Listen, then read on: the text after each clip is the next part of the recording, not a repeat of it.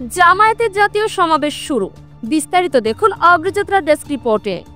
7 দফা দাবিতে রাজধানীর সোহরাওয়ার্দী উদ্যানে বাংলাদেশ জামায়াতে ইসলামীর জাতীয় সমাবেশের মূল কার্যক্রম শুরু হয়েছে। শনিবার 19 জুলাই দুপুর 2টায় কোরআন তেলাওয়াতের মধ্য দিয়ে আনুষ্ঠানিকভাবে সমাবেশের মূল কার্যক্রম শুরু হয়। এর আগে সকাল 9টা 40 সাংস্কৃতিক অনুষ্ঠানের মধ্য দিয়ে জাতীয় সমাবেশের প্রথম পর্ব শুরু হয়েছে। সাংস্কৃতিক অনুষ্ঠান উপস্থাপনা করেন সাইফুল্লাহ মানসুর। সাইমম শিল্পী গোষ্ঠীর সাংস্কৃতিক অনুষ্ঠান পরিচালনা করেছে। 7 দফা দাবিতে আয়োজিত জামায়াতের জাতীয় সমাবেশে মানুষের ঢল নেমেছে। সমাবেশ শুরুর অনেক আগেই দলটির নেতাকর্মী ও সমর্থকদের উপস্থিতিতে প্রায় কানায় কানায় পরিপূর্ণ হয়ে যায় সোহরাওয়ার্দী উদ্যান।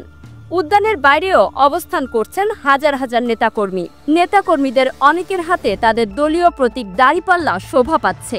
দাড়িপাল্লা ও দলীয় মনোগ্রাম সম্বলিত টি-শার্ট ও পাঞ্জাবি পরে এসেছেন হাজারো নেতাকর্মী। 7 দফা দাবিতে অনুষ্ঠিত হতে যাচ্ছে জামায়াতের জাতীয় সমাবেশ। দাবিগুলোর মধ্যে রয়েছে অবাধ, সুষ্ঠু, নিরপেক্ষ ও শান্তিপূর্ণ নির্বাচন অনুষ্ঠানে লেভেল প্লেয়িং ফিল্ড নিশ্চিতকরণ, সব গণহত্যার বিচার, প্রয়োজনীয় মৌলিক সংস্কার, জুলাই সনদ ও ঘোষণাপত্র বাস্তবায়ন, জুলাই অভ্যুত্থানে শহীদ ও আহতদের পরিবারের পুনর্বাসন, সংখ্যানুপাতিক পদ্ধতিতে জাতীয় নির্বাচন ও 1 কোটির বেশি প্রবাসী ভোটারদের ভোটাধিকার নিশ্চিতকরণ। বাংলাদেশের স্বাধীনতার পর প্রথমবারের মতো এককভাবে সোহরাওয়ার্দী উদ্যানে জাতীয় সমাবেশ করছে দলটি।